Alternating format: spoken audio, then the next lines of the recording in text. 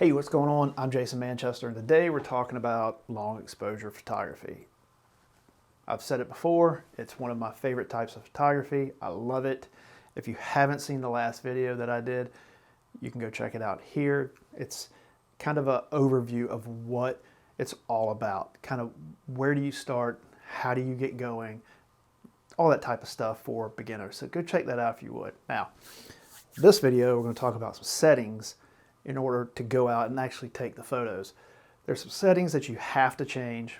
You can set, leave it, and there's one that you have to change, but you're going to have to in order to get that perfect picture that you want. But it's not that hard. Just take some test shots. We'll get into that in a second. But before we do, please, if you would, smash that subscribe button if you haven't already. Hit the notification bell so you can be notified of all future videos. Now, let's get started. All right, here we are inside the menu. The biggest thing that I will change, there's two things. The white balance. I always try to get the white balance as close as possible.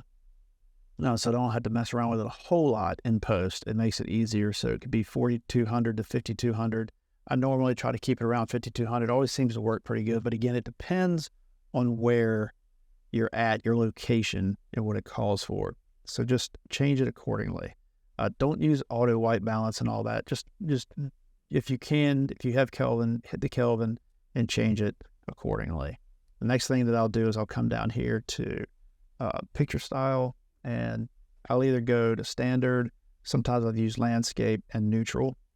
I typically use standard and neutral, depending on wherever the camera is set up prior to. Sometimes I'll just leave it there, but standard has always seemed to be a good point to start at on your picture style. So it's up to you. You can try different ones if you want to. Whatever you choose, whatever looks good for the type of photo you're trying to take. But I would stick to standard or neutral. You'll come out with the best type of photo. And that is it as far as those settings go. So let's bounce right on out of that real quick, and let's get into normal settings that you're going to see for whatever camera you use. Generally keep mine at ISO 400. Keep it at whatever the native ISO is for your camera, and then f11 because you want that scene to be all in focus. I do anyway, and I think you do too. When you're doing a cityscape or landscape, you want to make sure that everything is super detailed in focus, so that you can really see everything that's going on in that photo. And then here is your shutter speed. It can go up. It could go up to 3 seconds, could be 2 seconds, could be 4 or 5 seconds.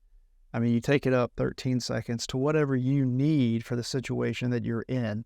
So depending on how much ambient light that you have, this is what you're going to have to play around with the most.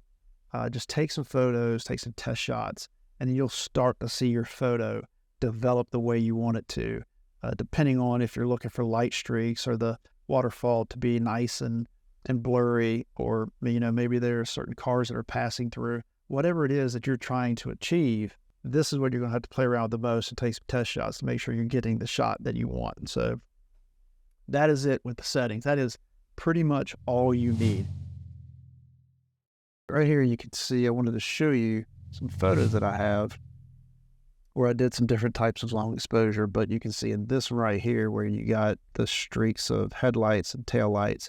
Now, what I want you to look at is I'm at a 16 millimeter right here focal length, and I'm at a f13 for f-stop, and then my exposure time was 6 seconds.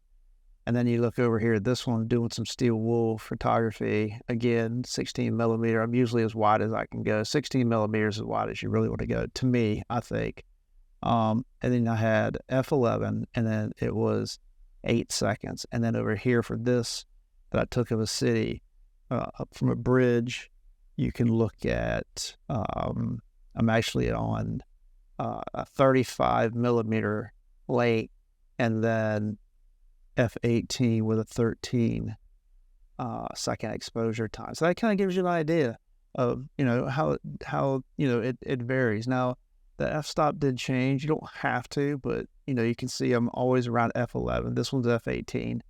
But you can get away with, anywhere around F11, F13. You'll be fine.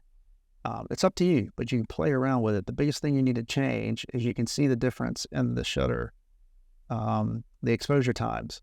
So it's pretty fun to play around with. You can really get some good creative stuff going on here. So anyway, that's it. That is pretty simple stuff right there for you. That's the settings, and yeah, that's kind of how that looks. Right, there you go. Long exposure photography settings. Super simple. Make sure your ISO is set up right. Make sure your f-stop set up right. And just play around with the shutter speed until you get it exactly where you want it to be. And you can change it depending on the type of shot you want. It's not hard. That's all you got to do.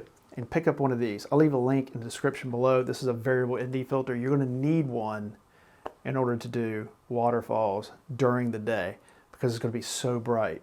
You're going to have to keep that shutter open, again, like we talked about, in order to get that nice soft look to the water. And this right here will help you darken it up and make sure that you can open up that shutter speed without overexposing your photo. So quick tip, there you go. With that being said, I hope you liked this video. If you did, hit the like button, subscribe if you haven't already, and I'll see you in the next video.